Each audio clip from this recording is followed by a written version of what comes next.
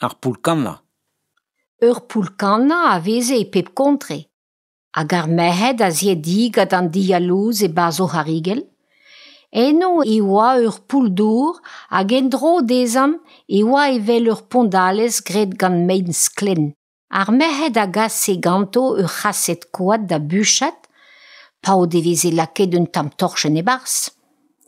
Neuze e leden an diad da voalhi war ar mein sklen, hag e vrosen anezo gant ur broust groz a saon. Bervet e veze an diad ive.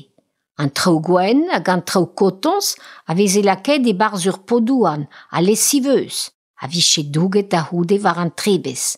Neuze veze taolet e barz diou pe deir zai a zour, veze men, a renket enni an diad a vervi, gwiskat a gwiskat. Ne jo me ken e me c'hweza an tan dindan. Diver benag e pad e an abadenn, hag an diad a veze gwen kan.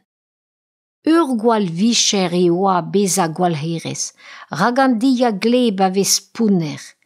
Ten a liser eus ar poul a oa diez.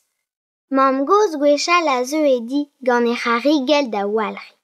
War ben e daoulin e c'hasset a beer gant ar savon d'an diliad.